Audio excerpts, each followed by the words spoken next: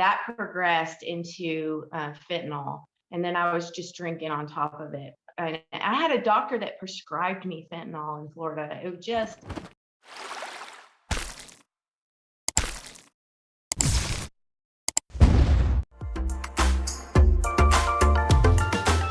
Welcome to Recovery Inspired Hope, where your testimonies give others courage to speak out about addiction and stomp out stigma. Don't forget to follow and subscribe on everything social, #JamieTalk. Welcome to Recovery Inspired Hope. I am so excited. I have my friend Brandy from Facebook. She's on Facebook, Instagram, TikTok. She's one of my favorite content creators. She has such a beautiful heart and knows how to make people laugh, which is a super gift in itself. So love this lady. I'm so excited to find out about your story, Brandy, and what happened and how you got to this amazing place in your life. Yes, I'm excited to be here. So Brandy, tell us a little bit about yourself, like in general. Okay, I was born in Big Spring, Texas, and lived there for about 7 years, and then we moved to Florida, and so that's where I went to high school and all of those things. So we moved around a lot. My parents weren't military, but we just, for some reason, they like to move. So I moved to North Carolina, and when I was there, I joined the military in 2004.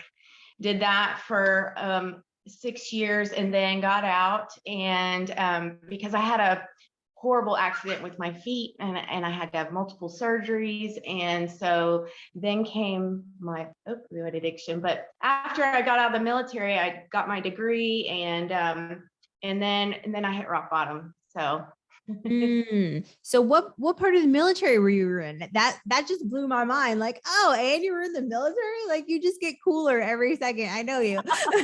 Thank you. Yeah, I was in the Navy. And funny part about that is I was military police. So I know it was something that I never, ever wanted to do. Of course, it's a little different in the military, but the first couple years that I did police work, and it was just like, what am I doing here? But it's, it's where God wanted me. So that's freaking awesome. That is so cool. Military police. Wow. Did you have anything like that you had to do there that just like was like super dangerous or anything? Well, yeah, I was in with military police. I went into anti-terrorism and force protection. So I did a lot of security operations that were very high risk, very low profile type of stuff. And so it was definitely an interesting experience. Wow, that is super cool. I'm stuck on the show right now, Designated Survivor. Have you seen that show with Kiefer Sutherland? So I'm like, you said military police. I was like, what? It was really cool because my first duty station was in Naples, Italy. And so, wow, I know it was incredible. It was an incredible experience. That is awesome. So, okay, what area do you live in now? I'm in Tahlequah, Oklahoma. It's about an hour and 20 minutes outside of Tulsa. And I moved here about 4 years ago after I got out of rehab. So when did your recovery journey start? My recovery journey started originally in 2018. I went to treatment, and I would get out of treatment and I just didn't know how to live. So I went back several times, which is okay. It takes what it takes. And when I got out of treatment, I just knew I had to leave my people, places, and things. Florida was just as you can imagine, a cesspool of drugs, and I knew where to get them. So I decided to move to Oklahoma, closer to my parents, and it's been the best move I've ever made in my life. Awesome. Yeah, I can definitely relate to what you're saying about, going in and out of treatment. I think I went to detox like 8 different times. And like every time I would go, for a week or 2 weeks, sometimes 4 weeks. And I would get out and I would be like, yay, now I can do drugs like everybody else. Like just smoke meth like all the regular people, right? Crazy how we get those concepts that we can do these things when we have a few days clean. It's like, yeah, I'm grateful to know today that that's not the truth. Right. Absolutely. Absolutely. Yeah. The day that I finally figured out, oh, you mean if I don't put in, I won't get addicted? That's just Eureka! mind blowing. Oh my goodness. Like, why didn't I realize that sooner? This disease is tricky. It sure is. It sure is. So so you moved around a lot. I moved around a lot too. I went to 12 different schools by the time I graduated high school. So totally relate. Trying to fit in, trying to find your place it's hard, man, when you have to move around all the time. So were you like a good student? Did you have like any difficulties in school? I was a good student up until I dropped out in high school. I got A's and B's. My only problem was that I was one of those kids on the report card that says Brandy talks too much, and she likes to annoy other classmates. And so that was really all but as far as book wise and stuff, I was smart. That's so you dropped out of high school. So what happened?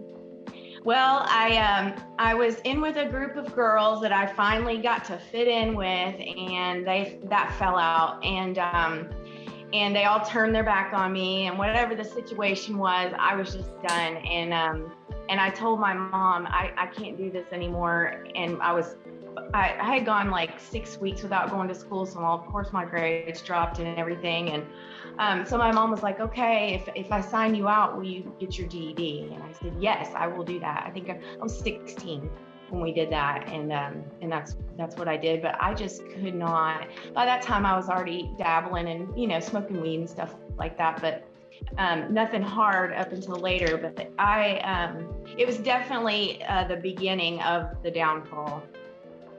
So you said you got into some hard stuff later. So was that before or after you got into the military? Oh, wait, before.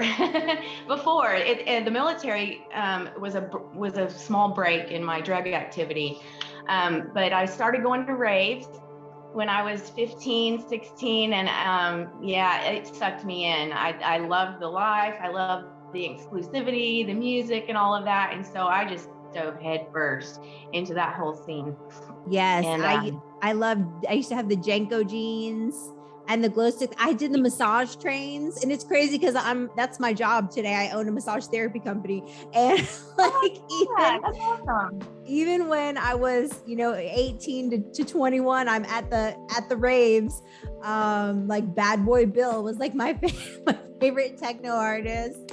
And yes. And, they're with the Jenko jeans and the glow sticks doing the massage trains on people. Like, yeah, that was a big vapor rub and all the stuff. Oh yes. Oh God. It was crazy. It was like a secret life. Like I felt like the whole scene was it was insane. So yeah, you must have definitely, I know I got into some pretty crazy drugs when I was going, besides just ecstasy. Was that your experience as well? Oh yeah, ecstasy, got into ketamine, GHB, and we would steal nitrous tanks from the dentist's office and do that. Yeah. And so it was pretty crazy. It was wild. And so I got a break when I joined the military. I decided that I was gonna act right for a little while. Right. So from rave queen to military police.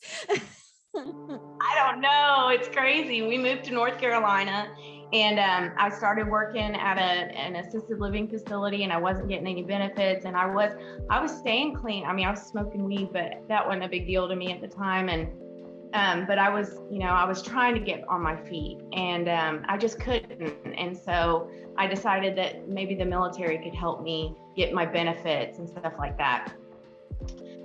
So you joined the military, you're in Italy, everything is wonderful. Like, what happened?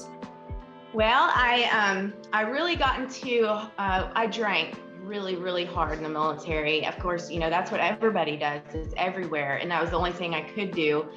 And, but I met my ex-husband in the military, and he was quite a bit older than me. We got married, and when I got hurt, he was there taking care of me, and I got really addicted to pain pills.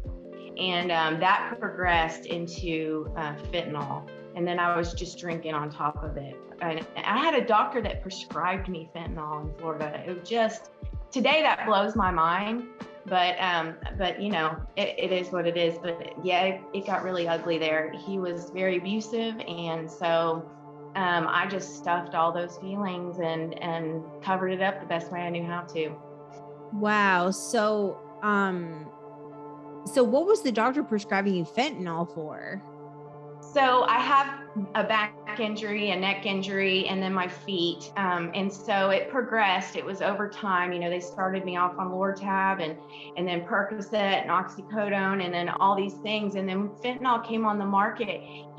I don't know if he had a connection with it or whatever, but he was like, there's this new drug. Would you like to try it? It's a patch. You don't have to take pills or anything like that. And I was like, sure. I had no idea how strong fentanyl was at the time. And so today I look back on that and I'm like, what was he thinking? Of course, you can't do that today, but this was back in 2010. And so, and then of course I didn't use them like I was supposed to. I didn't put them on my body. Okay. Gotcha. Did you put them in your cheek? I know people used to like cut them and yeah. I would cut them up and chew on them, chew on little strips of them. And then I realized that I could actually smoke them in some tin foil and get really messed up that way. And so that was the end of the road right there. So like, how did it happen? What happened that you got into this like journey of recovery? Well, I got a DUI and went to jail and got bonded out and kept just getting sicker and sicker. And so one day I decided that I didn't want to live anymore. And so I cut my wrist the right way, and I was about a millimeter away from one of the main arteries in my arm. I mean, it was just a hair away. And so when I got to the hospital, I had my doctor at the time, she was in recovery. And so she just decided to share some of her story with me. And that was my first glimmer of hope, because I could relate to her. I'd never been able to relate to somebody like that. And she had so much compassion and understanding. And she said, would you try to go to treatment for me today? And I said, yes, I will. I'll do it again. And so that's where we took off. Wow. It sounds like a divine intervention to me. That is very amazing. much so. I thank God every day for the ER doctor.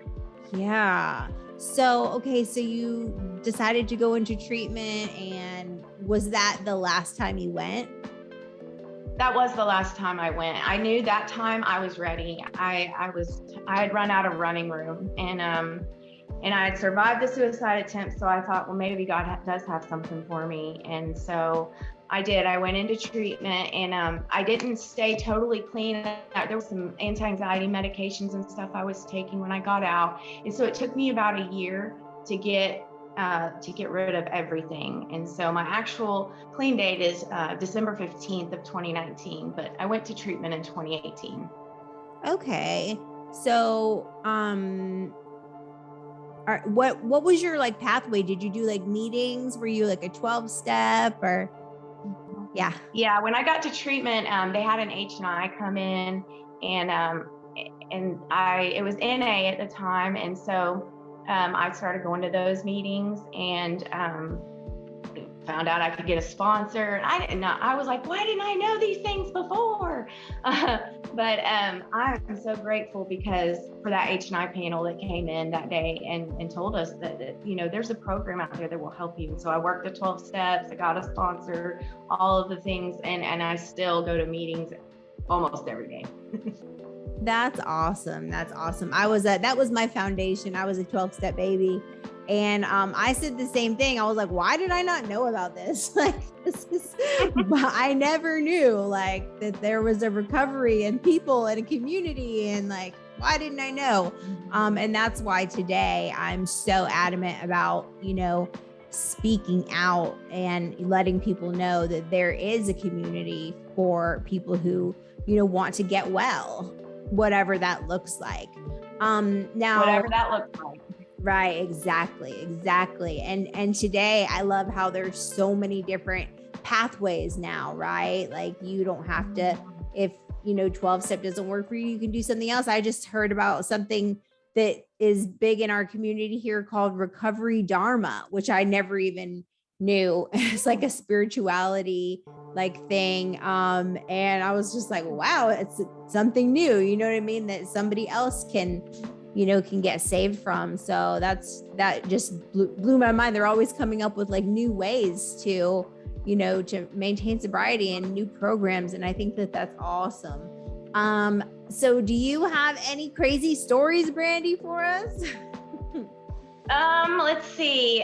Well, I brought up the nitrous tank thing, and I thought that was pretty funny because a bunch of ravers in Jinko jeans and fluorescent whatever we were wearing, and at 3:00 in the morning we're in the back of a truck stealing nitrous tanks from a dentist office, and then it was probably a 6-foot tank, and so we hauled that thing in my friend's house, but I think we stayed in that house for about 4 or 5 days with that thing. It was insane.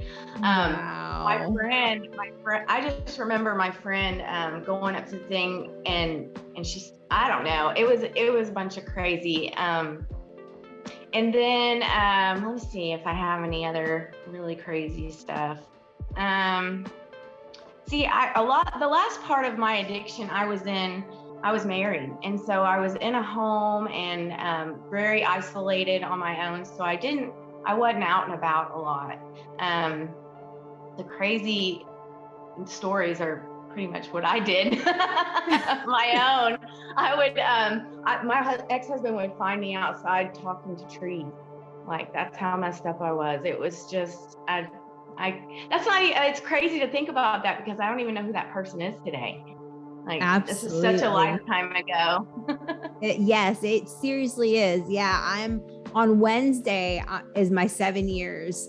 And I'm just like, man, like thinking about, like 7 years ago, like when I was homeless, I was like, like this guy let me like hide in his attic, like, so I wouldn't have to sleep outside. You know what I'm saying? Like that is insane. Like that's just insane. Oh my goodness. And like, why was I even hiding in that guy's attic? Like, what is it? Like just the things that we think of, like, what was I doing? That's just nuts. But yeah, it feels like that person wasn't even me. So what is your life like today? Wow. It's better than I ever imagined it could be. I know that. I didn't know that this life was possible. Well, I have my own apartment now. I've had that going on 4 years. I've paid rent on time every month. That's just wow. I haven't got my electric cut off. And to normal people, those things aren't, whatever, you being responsible. But for us, those are a big deal. I just remember those milestones. And so, because when I showed up here, I had a tub full of clothes and my dogs. And so it's crazy. So I go to meetings, and I'm retired now from the military because of my injury. So I don't necessarily have to work a normal job, which gives me a lot of opportunity to be a benefit to the recovery community here. And I sponsor quite a few women, and they just keep me in line. I don't know what I do for them, but no. But yeah, I'm reunited with my family after years and years and years.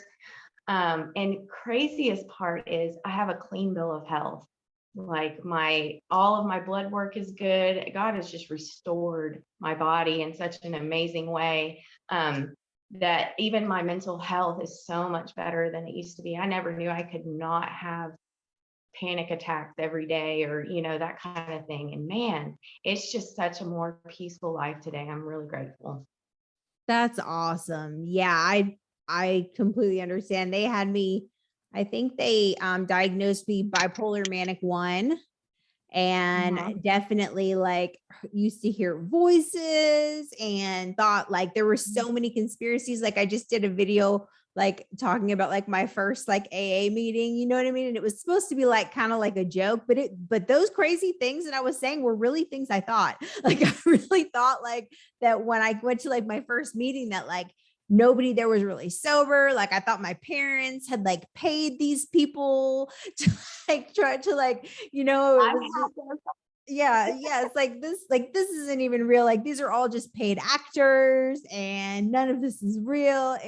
It's crazy like that I thought those things, and it just blows my mind that today I can be normal and healthy and hold a conversation and go outside and meet people, and look people in the eye and all of those things. Like it was such a big deal for me. Like back then I couldn't, I was like one of those Oh, where yeah. I didn't really talk much and I stared out the window, like, so Mhm. people see me today and they're like, wow, that's crazy.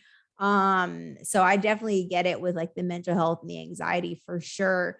Do you have any advice that you would give or a word of encouragement that you would give to any ladies who might be watching this today?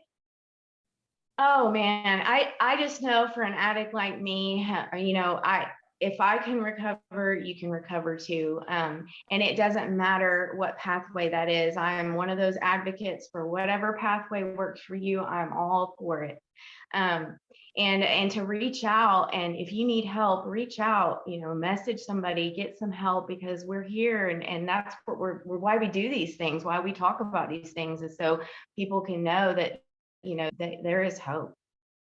Yes, yes, yes. There is hope. Thank you so much, Mhm. Brandy. Thank you for joining us. I am going to put the link for where you can for with her name, where you can find her and everything. It'll be in the beginning of the video. So make sure you follow Brandy. She has some amazing, amazing content there, sharing her experience, strength, and hope. And thank you for joining us on Recovery Inspired Hope. Make sure you subscribe to Jamie Tall on YouTube, and we will see you next time.